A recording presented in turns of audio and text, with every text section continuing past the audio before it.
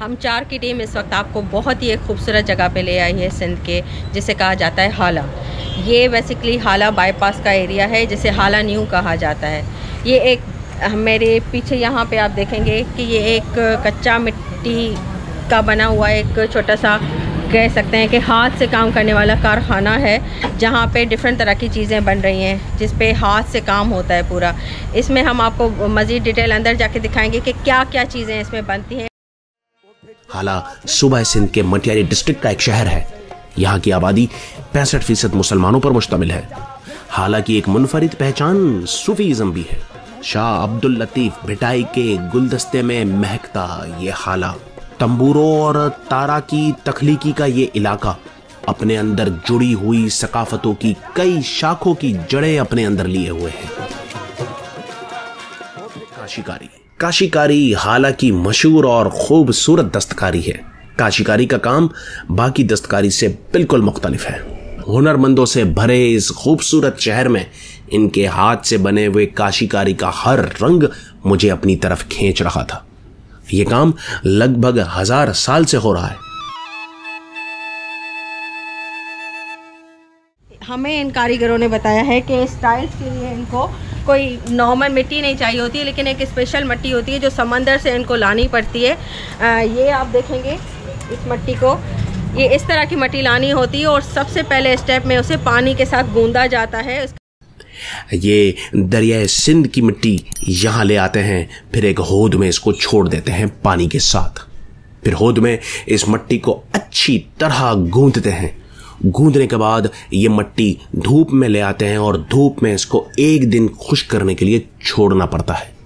हाथ और पांव से इसे गूंदा जाता है।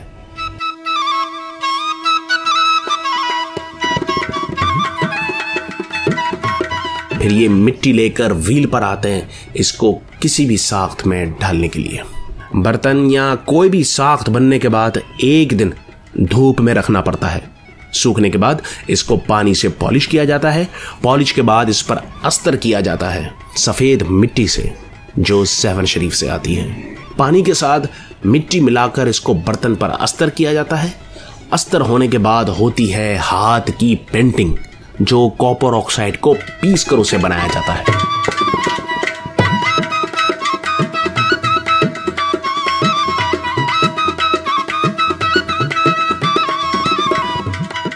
इसका जो नेक्स्ट स्टेप होगा वो ये होगा कि यहाँ पे आता है, इसकी प्रॉपर कटाई होती है, जितनी रिक्वायरमेंट होती है उसके हिसाब से।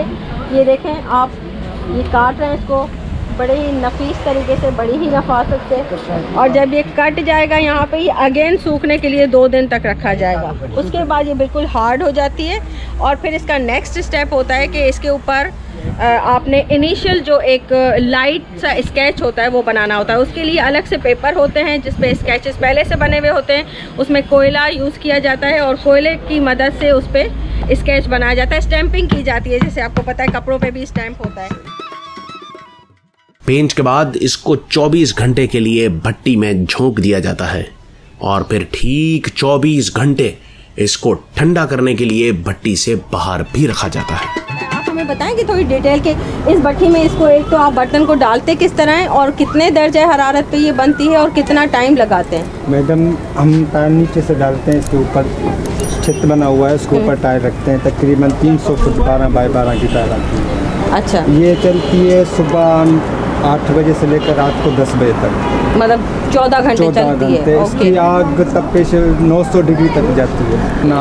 आप कैसे चेक करते हैं कि ये सही पक गया है? यहाँ से हम छोटा सा सैंपल रखते हैं, उसको निकालते, उसको ठंडा करने तक पे हम करते हैं। वो ठंडा होएगा, केमिकल चेक करेंगे, केमिकल सही खड़ा हुआ है। अगर नहीं सही हुआ है फिर हम उसको आग लगाएंगे। उसके बाद उसकी तरसील यहाँ मुकामी शोरूम या हैदराबाद, कराची, मुल्क के दीगर शहरों और दुनिया के दीगर ममालिक बिलखुसूस दुबई, जापान में एक्सपोर्ट के लिए यहाँ से रवाना हो जाते हैं। कोई एक्सपोर्टर अगर कस्टमाइज ऑर्डर देता है तो वो भी बना देते हैं। उसके प्रोसीजर्स वही सैकड़ों साल से पुराने चलते हुए आए हैं। इनमें इलेक्ट्रॉनिक्स और मैकेनिकल कोई जिद्दत नहीं आई। पसीने में शराबूर अनथक मेहनत इस शाहकार को इस शक्ल में लेकर आई है। इन हुनरमंदों के मसाइल और हालात देखकर गोया एक अजीब सी तकलीफ हुई। कि ये लोग हर सू बेरोजगारी का रोना रोते हैं, मगर ये सोने जैसे लोग इज्जत के साथ काम करना चाहते हैं, मगर उनके पास काम नहीं है। कोई इनकी दाद रसी भी नहीं करता, लेकिन फिर भी ये जिंदगी को घसीट रहे हैं। कोई हेल्पर इनमें से 200 रुपए से ऊपर नहीं जा रहा है। कारखानों ने भी कोई खास तरक्की नहीं की गई, और अगर कोई 20,000 का ऑर्डर देकर जाता है तो 5,000 एडवांस देकर जाता है, बाकी वो डिलीवरी के वक्त देगा। तो सारा अमाउंट इनका खर्चे में ही निकल जाता है।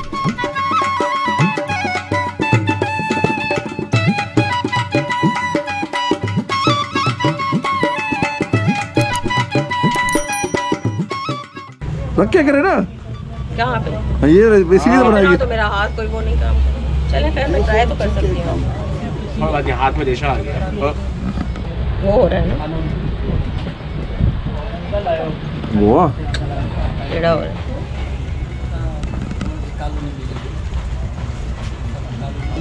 मोटा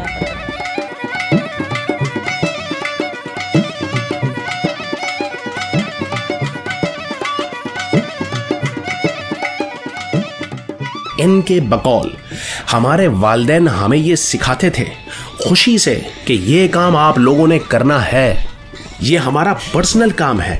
हमारे वालिद, दादा, परदादा, पूर्वज सब ये काम करते हुए आए हैं, मगर हम जब ये काम अपने बच्चों को सिखाते हैं कि ये सकाफत कायम रखो, तो बच्चे कहते हैं जब आपके हालात ही बेहतर नहीं हुए, आप ही कुछ नहीं कर पाए, तो हम क्यों करेंगे। जब आप लोगों की ये हालत हुई हुई है तो हम क्यों इस तपती धूप और झुलसती आग और मिट्टी में अपने आप को झोंके। हमें डर है कि हमारे जाने के बाद कहीं ये सिलसिला यहीं ना थम जाए। कारखाने भी सेल ना होने के सबब बंद हो रहे हैं। आखिरी 6 फैक्ट्रियों में से अब कुल 2 फैक्ट्रियां बची हैं। यहां से एक बड़ा गुलदान 2,500 रुपए में जाता है, मगर यहां से जाने के बाद जब ये पार्क टावर, डॉलमेन और बड़े मॉल्स में जाता है तो वहां 10,000 तक बिक जाता है। इनको तो सिर्फ मजदूरी ही मिलती है। इन सब का हल ये लोग ये चाहते हैं कि बस कारोबारी मौके और माहौल हुकूमत मुहैया करे तो ये सब फ्लरिश कर जाए। इनके बकौल गिलेज से हमारे काम में बेहतरी आ सकती है, और वो बाहर से आएगा। हुकूमत हमें वो मंगवा कर दे। अगर हमारी इंडस्ट्री में पैसा इंजेक्ट किया जाए तो बहुत कुछ हो सकता है। मिट्टी और ग्लेज सब मिल जाएगा तो लागत कम और प्रोडक्शन बढ़ जाएगी। किसकी दिल जान है? जिन्होंने बनवाया होगा उसी का। नहीं, किसी ऑर्डर बनाया है? किसी ने तो आप ले जाएं इसको ना यहाँ से। नहीं, मैं अपने नाम से बनवाऊंगी। अच्छा, अपने नाम से बनाएंगी। मतलब यासिर जान तो नहीं है ये दिल जान है। नासिर जान नहीं है? नासिर जान। हाँ? नहीं, हो सकता है उन्होंने ऑर्डर।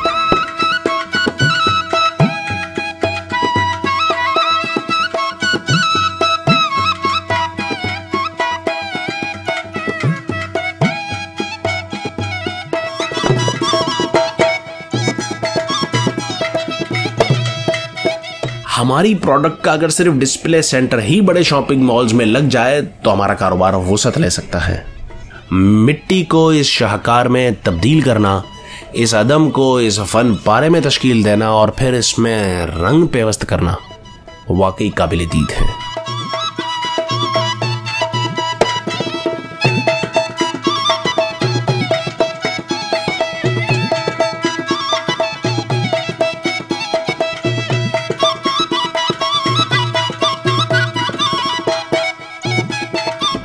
इसको तकरीबन 4 से 5 घंटे तक पिसाई करनी पड़ती है। उसके बाद इसको हम पेंट करेंगे। पेंट करने के बाद वो भट्टी में जाएगा। बाद में पता चलेगा कि ये कौन सा कलर है। अच्छा। अभी तो आपको ये ब्लैक कलर दिखाई दे रहा है, पकने के बाद ये ब्लू हो जाएगा। ओके।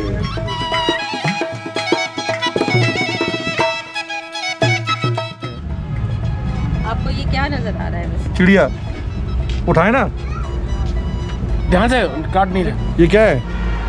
स्पैरो। अच्छा, हमने सुना चिड़िया है शायद।